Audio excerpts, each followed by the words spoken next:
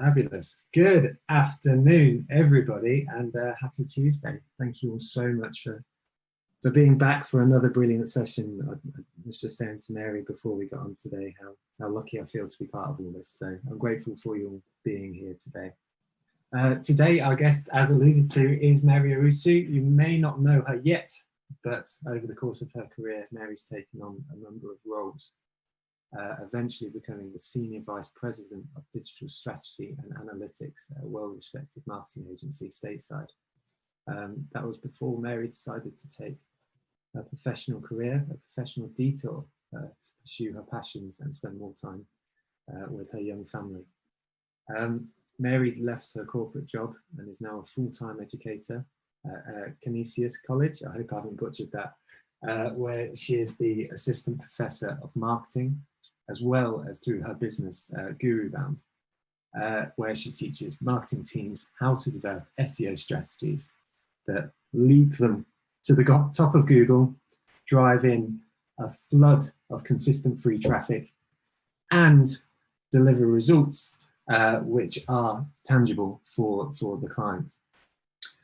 Mary's involved in two boards. The first is Future in Our Hands USA, which funds sustainable projects in Kenya and Zambia. And she's also involved in the Digital Analytics Association, which is the global association for digital analytics folks. For her contributions, Mary's just like a supremely qualified and recognized individual. She's received a number of awards, including one of the 4 under 40 Emerging Leaders Award from the American Marketing Association, and the Athena Award for her commitment to empowering others, especially women, which is just incredible. On a personal level, I came into contact with Mary after our session with Rand Fishkin at the beginning of, way back when, at the beginning of our webinar sessions. I asked him who would be great, and he immediately responded with Mary. So we jumped on a call, and I immediately saw what he saw in Mary. Not only does she speak passionately about the power of analytics, data, and SEO, but I hope Mary would agree we just had a lovely chat as well, which is always really nice. One of the things I really appreciated was that Mary was like, as a marketer, she's the complete opposite to me, in the sense that like we were on the call and she was speaking about like data and analytics, and I was speaking about like how I just do things by the seat of my pants and, you know, make it up as I go along and like, but I appreciated that. And by the end of our call, like I came away with a new appreciation of what it's like to have that data backing things up. And I know that you will do too by the end of this as well. So I'm really excited for this because it's a completely unique perspective on things. I've been running the Marketing Meter for 4 years now. So you get a feel of what feels popular when it comes to talks. So you know that when you put the word analytics and SEO in the title, you're going to get a whole bunch of people turning up, marketing nerds, as we've been called before, but I think that's far too derogatory. I think we're just enthusiasts. But the reason is this. We have to make the most of the opportunities that SEO and analytics provide, because it can be inexpensive, but it's really effective. And by the end of this session, I think you'll get a better sense of how to use the two in tandem to ultimately improve business results. The last couple of bits to say is that this session will run as a presentation, and then there'll be an opportunity for Q&A, although now is the time to use the Q&A feature, which is found down the bottom of your Zoom window.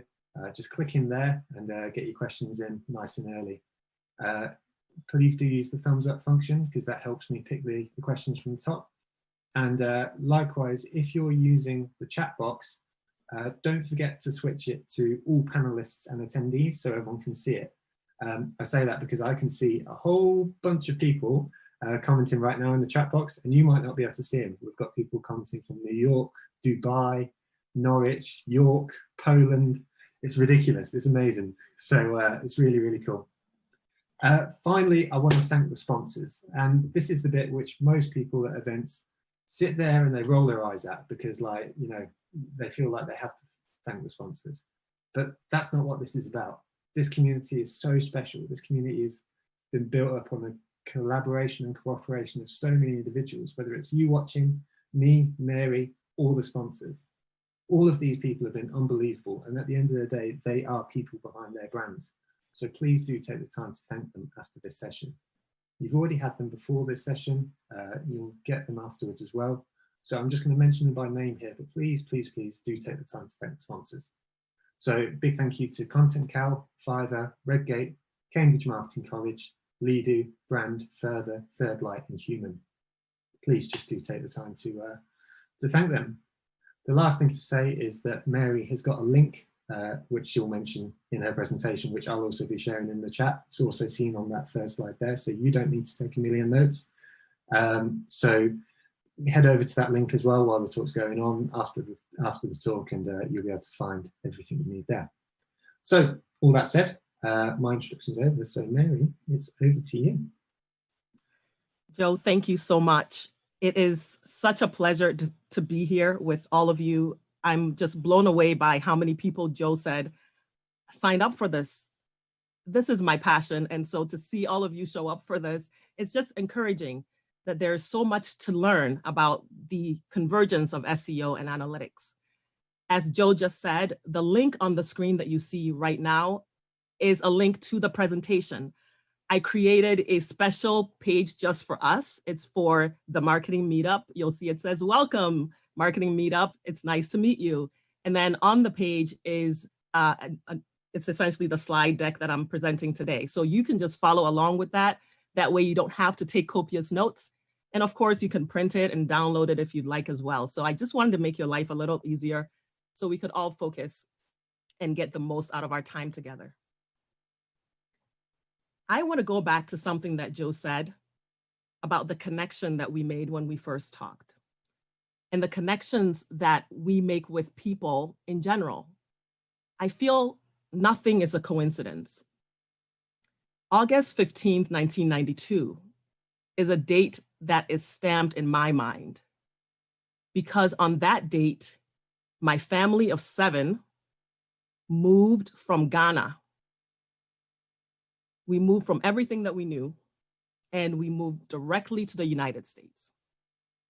We did it because my father was coming to do his doctorate. And the 5 of us kids from age 3 to age 13, we didn't know what to expect. This is a picture of us. I actually dug this up and found it. I was surprised I was able to find a picture of all 7 of us at Niagara Falls in the state of New York, right in the backyard of Buffalo. And if you can't spot me, I'm the one right in the middle wearing the jean jacket.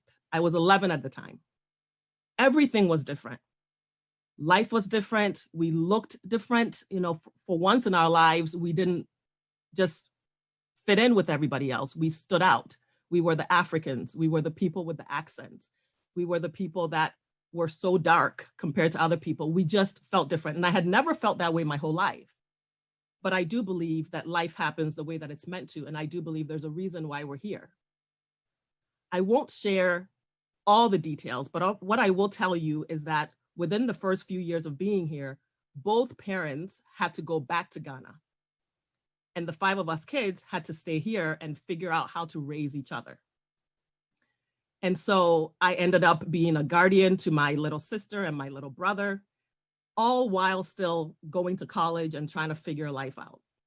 And the reason I tell you this is because in those hard times when we had nothing, when we didn't know where to turn, what really showed up in our lives were people that were willing to ask us how we were doing. Hey, we know your parents are no longer here. Do you guys need anything? The compassion of people to help us with food, with clothes, even with legal advice is what changed the paradigm. It's the reason why I'm here. So for me, I believe there's no coincidence in life because whatever happens to you, there is a greater good, there is a purpose for it. And I share that with you because when I started my career, I was really an intern doing search marketing in 2002 while taking care of my younger siblings. And I had no idea where that was going to take me. But I just knew I had to make sure I was doing a good job so that I could still continue to support them with the income that I was getting. I realized early on in my career that I was really called to teaching. really having a conversation with somebody and saying, here's a way to solve a problem, because that had been done for us. When people came into our worlds, they demonstrated compassion. So I naturally gravitate that way, and that's what drives me toward teaching. What I realized in the world of SEO was that it was very confusing. When you think about SEO, what are the words that you think about? Probably any combination of any of these words, right? I wanted to simplify this. So when I became a full-time professor, one of the first courses that I developed was a search engine marketing job, or a search engine marketing course. I wanted to teach my students how to understand SEO. And the framework that I've created, I now use it even for actual marketing teams. It's not just for my MBA level students or my undergrad students anymore. I created a framework called the magnet method. And what the magnet method is a 6-step framework for understanding how to approach SEO. So it takes all the confusion out and it makes it possible for anyone to do SEO.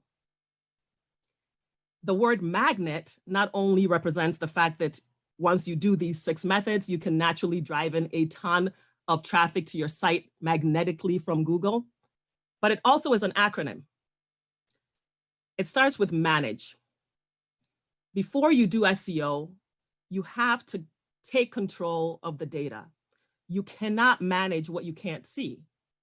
So before you start going and putting keywords in and doing all these things with links or whatever you've heard, you need to stop and say, do I have the tools in place and do I have them set up properly so that I can actually get information about how successful my efforts are? So that's the first step, the manage stage. The second is accelerate, which is to find and fix any technical issues that are actually impeding your site's problems or impeding your site's progress. So accelerate is huge. It's very important and it never stops. It's things like mobile friendliness and site speed, and it goes well beyond that as well. Then the third factor is grow. At this point, what you're doing is you're researching all of the words out there that your audience is searching. And what you're doing is you're not just coming up with words. A lot of times, if you've ever attempted to do SEO, you come up with a lot of words and then you're like, how do I organize these words, right? But I think you come up with the words and then you create what I call a domination framework or a domination plan, where you create clusters of these words and then you identify if there are any pages of your site where these clusters naturally fall. And if there aren't, now you've got a roadmap, a plan that tells you new pages to create on your site. And it becomes this magnetic catalyst for how you then create your entire SEO strategy based on the keywords. The nurture stage is you taking those keywords and creating better content on your site. But what I think is really missed a lot of times when it comes to content creation is some people will tell you with SEO, create content that ranks, create content that ranks. But it's not just about ranking. You've got to get the people on your site from ranking. Yes, that's step one, but then you need to convert those people. So the conversion elements, the user experience elements, all of those factors are also critical. So that's all about nurturing the audience. Echo is about building links, getting authoritative links to point to your site. And also, this is an often missed piece. What about the links on my site? What about the page?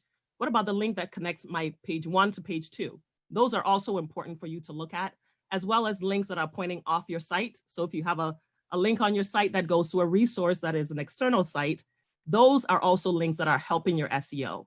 So in the echo stage, those factors all come together, and we talk about links at the macro level, not just backlinks, links from other sites.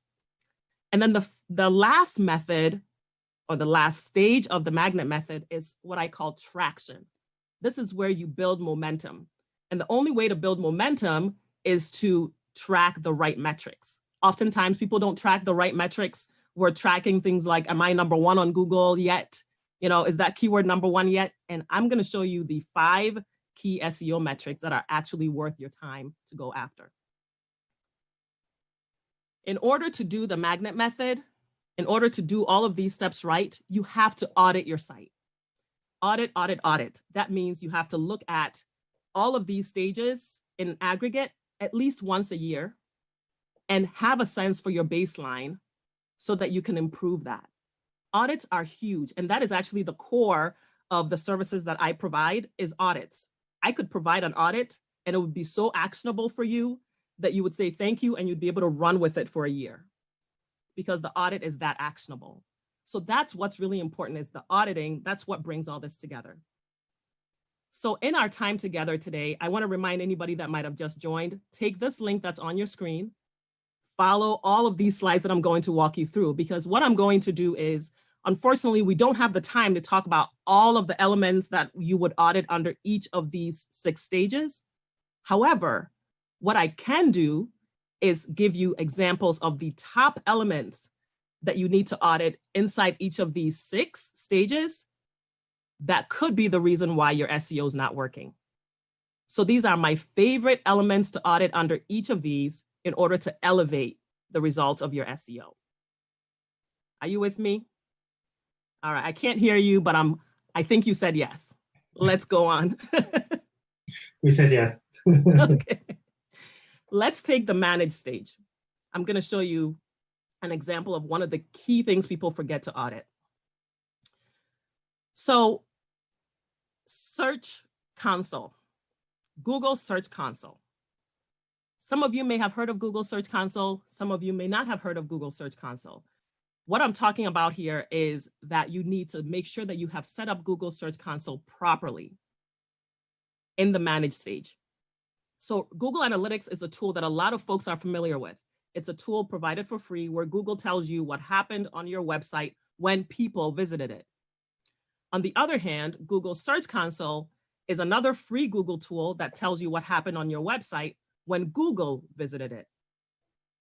I think that brings a lot of clarity. But Google Search Console doesn't stop there. It also tells you how your website performs on Google. So I like to call it a control center, where Google is directly communicating with you about problems it's having with your site, how well it's ranking your site, any sort of issues it's having with your site, everything is there. And it blows my mind sometimes that some businesses haven't set it up or have not set it up properly. So the reason why not having Search Console set up properly can hurt your SEO is because you limit your ability to fix technical issues quickly, and you risk losing your rankings as a result. So my recommendation for you, let me show you first what Google Search Console looks like for those of you that may not be familiar. This is what it looks like. It's a tool where you go in and you add accounts that represent domains that you own, and then you're able to see information about that website in terms of how often that website is ranking on Google, how many impressions you're getting, how many clicks you're getting. This is everything that happens on Google search before they come to your site. Once they come to your site, Google Analytics picks up the information gathering. But everything that happened prior, you would have no insight on unless you had a Google Search Console account set up. And what I want to remind you of is that you want to set it up properly. Remember, I said properly was key. So when you go to set up Google Search Console, listen, even if you have Google Search Console right now, I want you to be aware of this, that you want to make sure that you have set it up so that it is collecting data on both your HTTP and HTTPS versions of your website. So back in the day, just a few years ago, Google Search Console, you had to set up each variation separately. Now, if you go to create an account, you go to add a property, this domain option on the left is the option that you want. Because if you set up Google Search Console with the left option as domain, it tracks any variation of your website, whether it's HTTPS, whether it's www, or whether the person removes the www, all of it gets tracked under one, so it's all bucketed. If you're in a position where you already have Search Console set up and it's only reporting, let's say, https.mywebsite.com, you can create another one and then you'll end up with 2. But I don't know why you would do that. Sometimes people end up with 2. I highly recommend you create one that is a catch-all. That way, all of your data lives in one place and you can make better decisions because it's easier to make decisions when everything lives together. So this is what I wanted to show you as well. If you have a Search Console account, on the left-hand side, not only is Google telling you the performance of your site on Google search in Google searches, but also it's telling you any issues that it might be having with crawling your site. If Google came to your site and it found pages that were broken or anything like that, you would see all that information here. Also, if Google decides to give you a penalty, that information would be in here as well. So there's a lot of technical information that lives in Search Console. And here's the key. If you have Search Console set up, Google will actually email you when it finds these issues. That way, you don't have to wait to find out that your site no longer ranks. And that is the reason why I say that you limit your ability to fix technical issues quickly if you don't have Search Console set up or set up properly, because you don't have that direct communication with Google. You want to establish that. This is a page where I just wanted to share with you a friend of mine. She's a friend now, but she wasn't a friend when she reached out. Tree Franklin. She has a huge following in the mental health space, and she gets a ton of new subscribers to her site every given month. Her new subscriber count went down. So this is something that happened on her website. People were no longer filling out her form. And using Search Console, we were able to track that when she added a new plugin to her website, it slowed down her site to the point where Google actually stopped ranking certain pages of her site. And that is what made her subscriber number go down. We never would have figured that out if we only were running Google Analytics. So how do you fix this? Make sure you create a domain account in Google Search Console, and then make sure that you designated someone who is on your team, a part of the marketing team, who owns the task of opening, reading, and acting on Google's webmaster emails that they'll send you from Search Console. Make sure whatever account you use to set up Search Console doesn't go into an email box that nobody checks, because you want to be on top of whatever those alerts are that Google is sending you. Are you with me? I've got another example for you from Manage. If you're not subscribed to SEMrush Sensor, that is a website. I'll show you the link in just a moment. This is another reason why your SEO may not be working for you, because you're not aware that there are shifts happening in Google's ranking algorithms.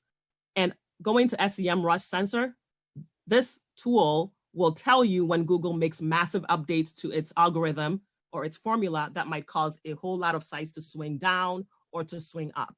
So just because you see a huge number or huge drop in your Google Analytics in terms of your visitorship doesn't mean that you did something wrong. Sometimes Google is testing some things. So what you want to do is you don't want to be in the dark about why your SEO performance might suddenly drop or suddenly improve. Rather, you want to go to semrush.com/sensor and click the button at the top that says get subscribe, or I think it says subscribe to notifications. And then again, you want to designate someone who will own the task of opening any emails that come through so that you can know when there is a huge algorithm change happening. SEMrush will be tracking that, and then you'll know firsthand that something is going on, and you can be aware and fix whatever needs to be fixed after that issue happens. Accelerate. One of my favorite examples of things to audit under the accelerate stage that could be making your SEO not work well is that your site might be riddled with 301 redirect chains. You might be wondering, okay, what is that, Mary? Okay, so a 301 redirect is any permanent move. Here's an example. You've got a page that used to be called Contact Us, and you redesigned your site. And when you redesigned your site, you created a new page called /Contact Us without the dash. And your developer was smart. They basically put in a little bit of code and they said, hey, anybody that's trying to get to the original Contact Us, automatically redirect them to this other one instead. Your technical person did that, or maybe you are the SEO person and you did that. So a redirect is perfectly fine and it happens all the time. The problem becomes, let's say you redesign your site again, and now you've got a new contact page. It's called /contact. Now you've got the middle page, page B, becoming a buffer between page A and page C. This is problematic because whatever equity or whatever history page A already had back when it was the original page, it probably ranked sometimes. It probably had some links pointing to it. It probably had people visiting it. So whatever history it had and whatever authority it had accrued is being passed into page C, but it's being buffered through page B first. That means page C is not getting the full benefit that it could be getting from page A. You with me? So it prevents the destination page from getting the full authority that it could have received from the original source page. So how do you fix 301 redirects? How do you even know if you have them? Here's another tool I want you to make sure you have in your wheelhouse. It is mind-blowing if you've never used it before. It's called Screaming Frog. You go to the Screaming Frog website and you download it. I'm going to show it to you in just a second, so just hang tight with me. You're going to go in there, you're going to run a quick report with your website, and you're going to tell it to show you in the report where the redirect chains are. And just as simple as that, you're going to have a list of your redirect chains if you have any. It's really that simple. Let me show you. So screamingfrog.co.uk is the URL for Screaming Frog. It is a UK-based business. When you have Screaming Frog on your machine, it's free. It's free. So when you first open up Screaming Frog, it's going to be a blank sheet, a blank page. And all you're going to do is, let's press clear here. It's going to look like that. And all you're going to do is enter your domain. I hope nothing crazy shows up here, Joe. Yeah, this could be dangerous. Fingers crossed. Yeah. Okay. So all you'll do is you'll run, all I did was type in the domain name and I pressed enter. And it's crawling the entire site. And it's going to give me an analysis of all the pages of the site. You see, it's already showing 301s, right? So it's telling you the codes of the pages. It's an incredible tool. Not only that, it tells you things like metadata and what kind of content you have and images and a whole slew of things that I wish we had time to talk about, but we don't. I'm going to pause this right now just so I can show you what the report is that I'm talking about. So assuming you've let it run, all you have to do next is go to reports, redirects, redirect chains. And you would just click that. It would save the file onto your machine. And then you'll open it up and you'll see which of your pages of your site have a redirect chain.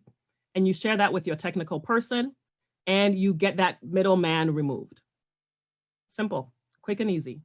And it's nice to have a tool that accelerates it for you. All right, let's keep going. I have another example for you for the grow and nurture stage. This example is awesome because it is an example that can help you identify keywords that you should be targeting and at the same time help you identify opportunities for content that you are completely missing out on and your audience is literally telling you that you don't have this content. It's right in your face, but you're missing it every single day. Let me show you what I mean. If you have never checked the exit rate of your site search results page, then this is for you. Do you know what I'm talking about? Let me go to a website and demonstrate this for you. Searchversity is a website that I use for my SEO students. At the college level, we're trying to dominate the internet with articles about any topic. So I get my students to write blog posts. Sometimes they remember to add photos, sometimes they don't.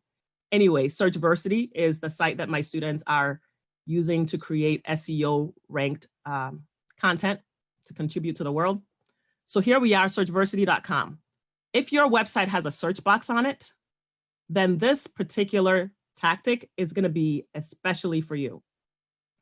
So Searchversity right now has a search box. So what I want you to do is search for anything on your website.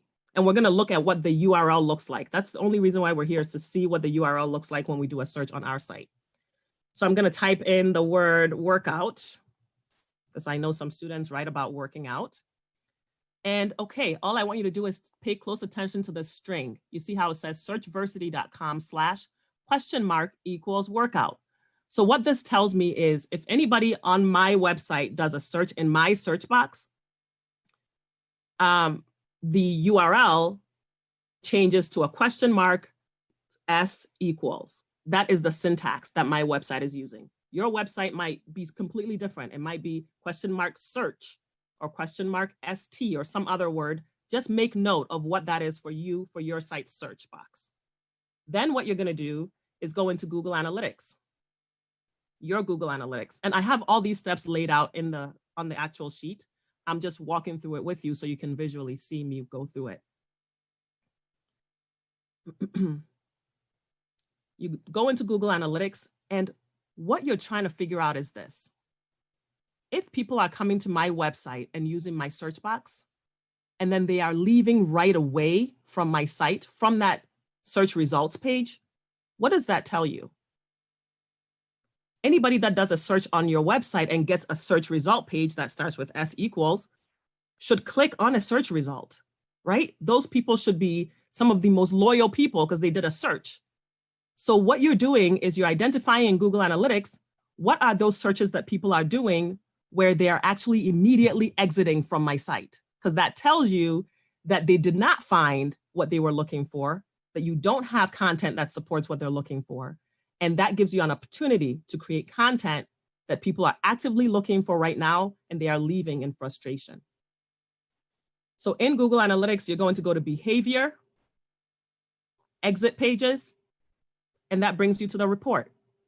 And the reason why you did the search first is because now you can very easily spot all of those pages of your site that are serving as exit pages. That means this was the last page that somebody saw before they left your site. That's what an exit page is. The last page they interacted with on your site before they left. So anytime that you're seeing question mark S equals, for me, that means people search for choose wine cat, whatever this is. Your list will probably include some words that describe your products or your services. And if you look at the exits column and those numbers are high, I just have ones and twos because the website is not that popular yet. Maybe it'll be popular after today because maybe some of you will go and use it, but it needs some work. So forgive me for any issues you might see. It's a class project website. But my point is, here you are, you're looking at your list of URLs that people are leaving from. You're seeing a bunch that are S equals, and you can very easily export this into Excel if you have a longer list than I do. You just use the export function at the top of Google Analytics. But what I want you to see is how many times am I seeing patterns? Am I seeing a lot of times people searching a word related to a certain product or service that I offer? And then you might say to yourself, I have a page about that. Why are so many people leaving? What's going on? So that'll trigger you to go on your site, do a search, take a look at those pages, see what is wrong with those pages. Maybe they're not being served up in the search results at all, right? Maybe they're not even showing up. Maybe that's the problem. Maybe it's a technical fix where your tech person just has to make sure that those pages show up in the list of search results. Maybe they're not showing up, or maybe they are, but it's not answering the question that the person searched. So this is a gold mine report that a lot of folks just aren't aware of, but it is one of those low-hanging fruit opportunities for you to not only find keywords that you should be going after and using more often in your content, but also content that you could create to get people to actually stick on your site, because obviously they're looking for whatever that topic is.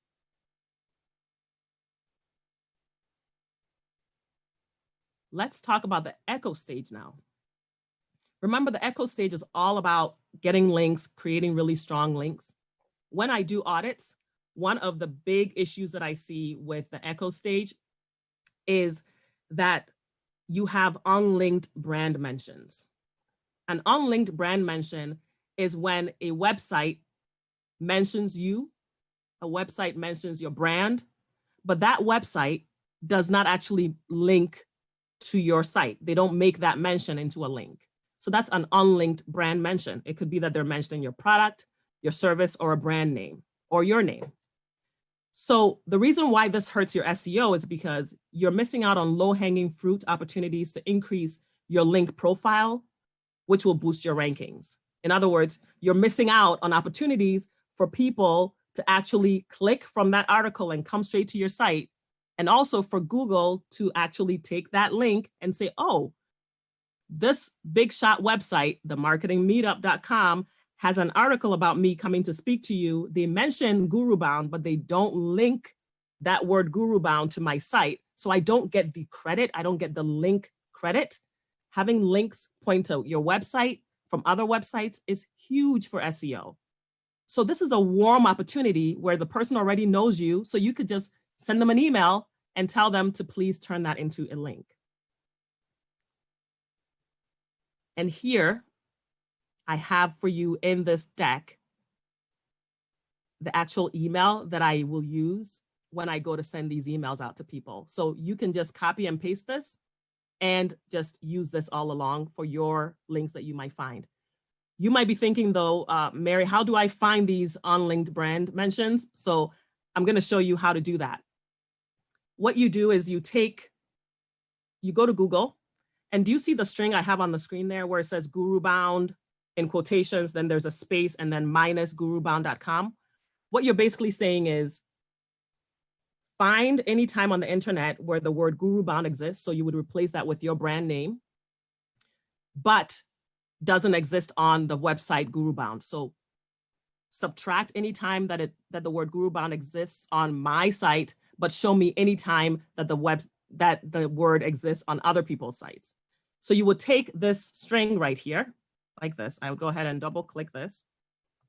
Let me show you. I'd go to Google, search for this phrase, just put it into Google. And this is showing me all the times that the word Guru Bound, my business name, is mentioned, but is not mentioned on my site. What this is not telling me is whether those mentions are linked or not. There is no way to really know that in a report like this. But this is still a gold mine of information to have at your fingertips. What I like to do is I go to the settings on Google and I change my search settings so that I'm seeing 100 results per page versus just 10. And then I save that, and then I come back, I look at my list because it's a long list.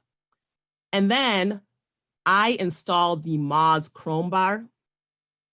So there's a tool called Moz Chrome extension. You would install that into Chrome. And if it's installed, what you can do is it allows you to export the whole page into a CSV. So with that installed, you would click on the actual Moz toolbar, and it will show up across the top of your page, and you would just click this button right here. You see that? Click on that. It exports the whole sheet for you. And now you've got a list of all the times that your brand is mentioned across Google where that mention is not on your website. And now you can now use that outreach email that I showed you and use that to reach out to the folks that are on those, that are managing those websites, and ask them to just go ahead and turn that into a link.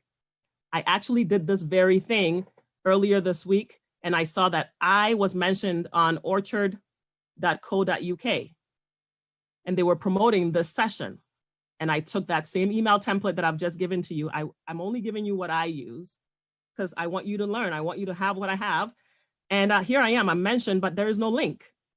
So I emailed them last night and asked them to please turn it into a link.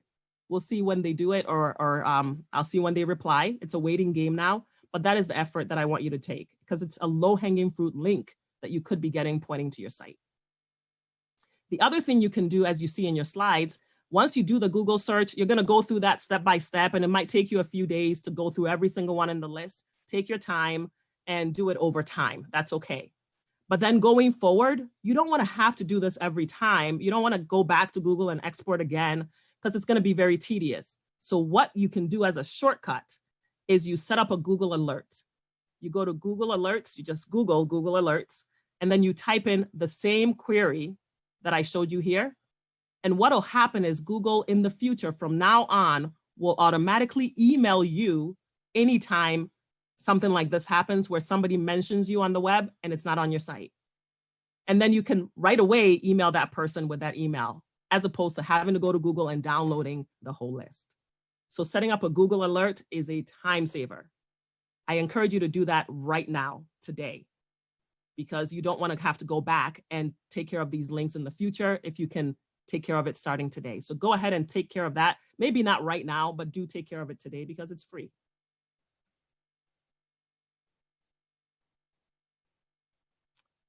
Another example of a key thing that I see all the time that's really hurting people's SEO results, this one also falls under the echo stage, is 404 pages, or pages that are not found. So this is when, oops, you deleted a page of your site that used to have so many backlinks, but nobody paid attention. And now the page, when you try to get to it, is a 404. I want to caveat this by saying there's nothing wrong with deleting pages of your site that you think are old, but if those pages are getting a ton of links pointing to them, then it's really important for you to actually consider redirecting that page to its closest equivalent on the new page, or redirecting it to the home page if there is no close equivalent. Because if that page has some equity, you want to retain that. You want to make sure that you still are getting the benefit of whatever ranking that page used to get. If that page becomes a not found, it'll stop ranking in Google. It'll stop having any sort of association. And you don't want Google to cut it off. You want Google to pass it along to another page. So the way that you deal with sites that have bad or backlinks, but that you deleted, I just explained all of this, so I'm going to walk right through it. The problem is twofold. One, it creates a poor user experience because people clicking on the links are not going to find these pages, but also you lose the authority, which I just mentioned. So I walk you through the steps of how to find any pages of your site that are currently 404s, which are your page not founds, and then take that list of 404s, import them into Screaming Frog, which I just told you about, and then you'll find out if any of those pages are problematic. I show you the steps here, but I'm gonna explain it, and I'm gonna give you a little bit of explanation just to make it super clear, okay?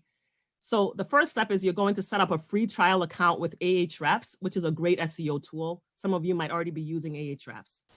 You go into Ahrefs, you type in the website that you type in your website as number one. Then number two is you click the backlinks option on the page, and it's gonna give you a list of all the backlinks that are pointing to my site. Great, excellent. Step three is to select the link type to do follow. So there's a filter there. Go ahead and select do follow because you want only the links that are actually passing along equity. Some links don't pass along any equity. They don't pass along any authority. Those are called no follow. You want to find the do follow links. Then you export this sheet. You export this sheet. Now what you have is a list of all of those websites out there that are pointing to your site and are actually driving equity to your site. Great, you've got a great list. Excellent. Now what do you do with this sheet that you just exported? You open up Screaming Frog. Let me show you right now. Oh, where is it?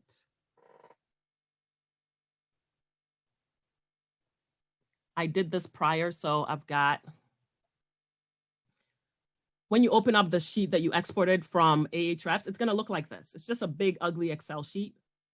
I just wanted to show you that the link URL column, this is a list of all the pages of your site that have backlinks pointing to them, because remember you downloaded the backlinks report. So these are all the pages of your site that have backlinks pointing to them. And then if you go all the way to the right, the last column is a list of the number of unique backlinks that are pointing to each individual page. So you can see I have 10 unique domains that are pointing to my homepage. And I have this many that are pointing to XYZ, right? So this is great information to have anyway, because it also tells you what those links are in another column as well. So this is just awesome. And then what you want to do is, the question is, okay, Mary, now I have a list of all the pages of my site that have backlinks. Great, thanks for telling me that. But what does this have to do with the page not found? Before, remember I said you want to find pages that you deleted that had backlinks. So we need to first find pages with backlinks, which is what we did. We found all the pages of your site that have backlinks. Now we're gonna copy this list of all these pages, just drag them and copy them.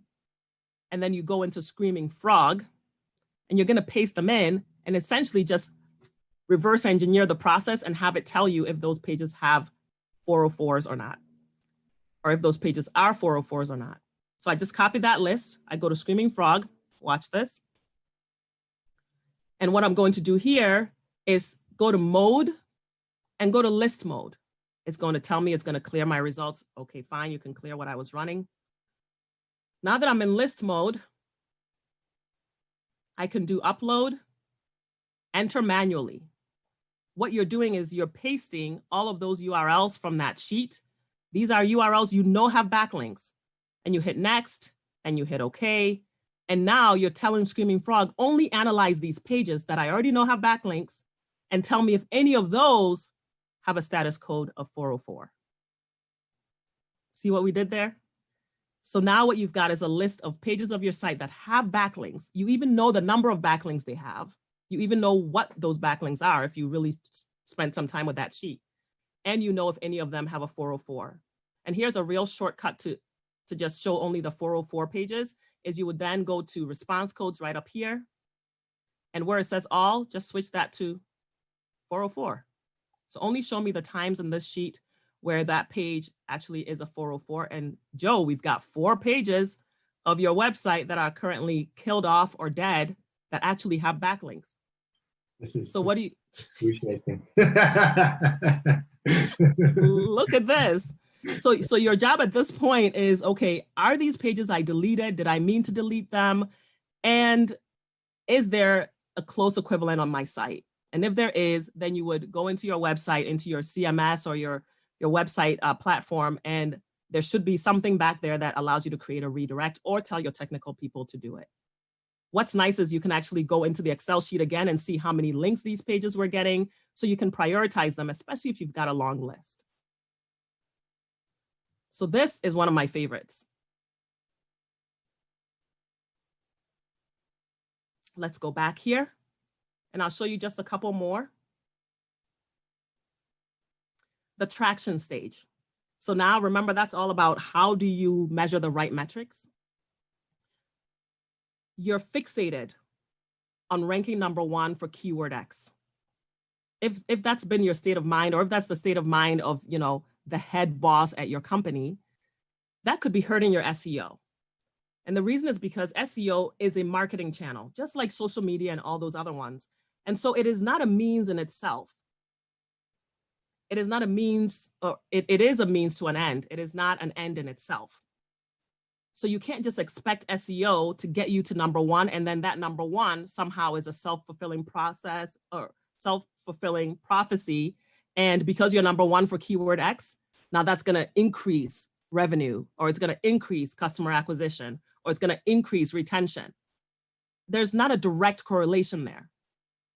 So you need to really think about different metrics when it comes to SEO, because fixating on rankings is going to cause you to do a lot of spinning of your wheels to do things that you think are going to help you rank better, when really you're losing sight of the fact that you should be looking at other metrics like revenue, like site traffic. Matter of fact, let me show you. You have to turn your thinking upside down. Your actual individual rankings, that is the 5th item I would check. If these are in order, that's the last one that I would consider. Instead, the #1 metric that you should be looking at when it comes to SEO is revenue from that SEO traffic. If you have Google Analytics set up properly where you're tracking goals, you can assign a value to a goal. You can say, if somebody fills out my contact form, you can look at how often you're able to turn those people into customers, and you can basically reverse engineer a number and put a value on that goal inside your Google Analytics account and say, somebody filling out that form is worth $5 to our business. And then you start to actually calculate revenue in Google Analytics. That is the #1 metric that I would track, followed by ROI of your SEO investment. So this is you actually looking at labor hours and other elements that actually are internal. So a little bit more difficult for you to track with a tool, but you're going to take your revenue number, you're going to look at your expenses, and actually try to look at your ROI. That's a really good metric as well, because these are business level metrics. And SEO, just like any other marketing channel, affects your business level impact. So you've got to look at it through that lens. Then SEO traffic, how much total SEO traffic am I getting? Unique linking domains, how many individual websites out there see me as an authority enough to be linking to me? That's such good information, especially if that number keeps moving up over the years. And then individual keyword rankings is the final one, where you can actually track individual keyword rankings. But you want to convert that audience into actual conversions once they get to your site. And so it's important not to really focus too much on the rankings, and rather focus on how can I make every single person landing on our site a customer? What are the elements in the way? What are the things we can do to fix those barriers? And by the way, if you're wondering how often to track these keywords, I recommend, or how often to track any of these 5 metrics, I recommend that you track these month over month, compare them also quarter over quarter, and compare them year over year. I'm wrapping up now. Remember, there are 6 stages to the magnet method, and what I just walked you through were some of the big elements under each one that I would audit first, if I were you, to make sure that I'm not impeding my SEO progress. Audit is the magic word. Audit, audit, audit. I had to end where I started, which was that my husband and I have 3 boys now, and we went to Niagara Falls last year. And I didn't realize when I took this picture that I was casting to, I'm getting teary. I didn't realize when we were there and when we took these pictures that this was a reflection of where we had been and where we had arrived. So I want you to know that my commitment is to be available to you if you have any questions as you do this. Take my email address, connect on social media. I think us working with each other is what we're called to do. We're in each other's space for a reason. So remember this date. Maybe this date can be something of meaning to you today. Maybe this can become a day when you made a big change or you did something transformational.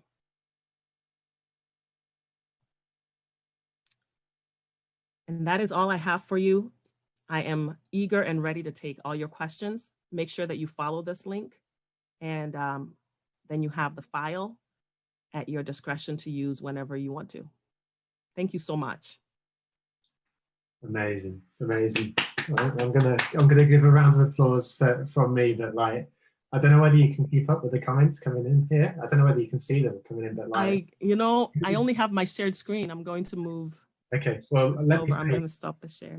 If it was making a bell, it would be dinging a lot. There are a ton of just really, really incredible comments coming through here, Mary. Like, I see them now.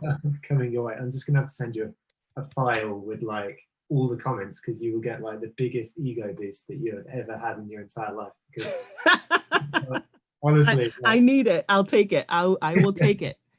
Thank you all so much. I do see the comments now. Wow, this is moving. Yeah, so there's 3 that I picked out from earlier, which was the first was from Mike, who said, "This is amazing. Please will you invite Mary back every week for the whole year?" We've got Angie, lovely Angie, who says, "I'm going to have to watch this a few times." And then I think Natalie sort of echoed everyone, which said, "I want to be in Mary's marketing class." So, and like, I'm sat Come here. along, everyone. Yeah, absolutely, absolutely. So like, honestly, these comments are ridiculous. So like, you've got the best testimonial site for the rest of time, put it that way. We've got like a few minutes for questions. Like, I want to be respectful of people's time as well. So Mary, maybe we can figure something out afterwards, potentially, about getting to the unanswered questions as well. We'll see. Sure. I'm not making any promises to anyone because that's thrown on you just now. So I would be happy to. I'll put it on record. I'd be happy to. Wicked. All right, that's awesome. So the first question comes from Ram, who's asked the question, is there a point where there is quote unquote enough analytical data to work with? Or do you have any suggestions for sites which are small or local who may not have enough data to start analyzing and sort of bringing out results from their data? Oh, okay. Well, Ram, there is no low threshold. You know, if your site doesn't have a lot of traffic, that's your baseline. That's not good or bad. That's just your baseline. So your goal is to make sure that you are aware of where you are and that you're working hard at improving it. That's all. So don't diminish that. That is where everybody starts. That's where we all start. So there's no threshold. Awesome. Thank you. So there's a question here from Claire, who says that they're going through a rebrand presently and have written content as a marketer, but don't necessarily understand SEO themselves. So they would like to understand your process, I think more specifically for like keyword research, and then, you know, how you go about that part. I appreciate this is going to be rich. That's a big one. Like, is there like a top level view, or is this something we cover another time? Top level view on keyword research is I actually do reverse keyword research. I don't brainstorm keywords. I look at what keywords my competitors are winning and I reverse engineer that. that for me works really well. So to give you the quick breakdown, if you've got your pen ready, I use Ahrefs and I put my competitors' websites in there, not mine, and I export their top keywords report, not backlinks report, which we looked at, but the top keywords report. And then I aggregate all of my competitors' top keywords reports all into one file. And then I create what I call the SEO domination plan, where I start by thinking, okay, by saying to myself, okay, what is the best way to describe my business? If I'm a physician, I'll say, okay, I'm a physician. That's my most valuable keyword that describes my overarching business. Now I say to myself, my next keyword type is twin keyword. What is another way that people would say physician that is exactly the same? It's the same thing. It's just a different word. Doctor, twin keyword, MVK identified. Now the third thing is identifying any what I call descriptor words. These are words that are in your competitor sheet that are adjectives to those two keywords. So people might say physician near me, physician Buffalo, New York, physician for XYZ, right? So you put all those under your descriptor keywords. Then you add in another set of keywords that I call your conversational keywords. These are tangential keywords.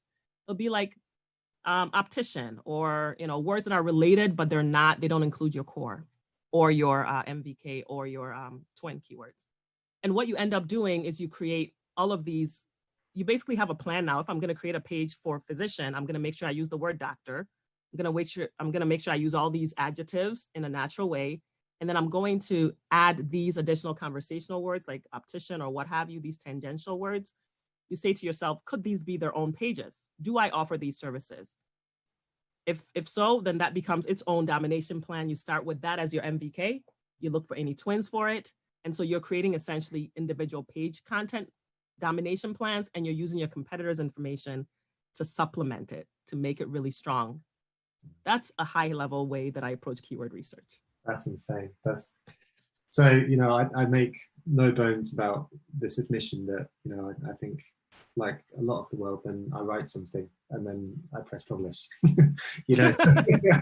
so to have, I hope that doesn't make your heart bleed too much, but like, to hear that, it's like, and it's like, yep.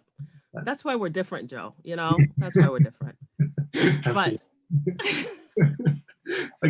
you made me squirm so much during.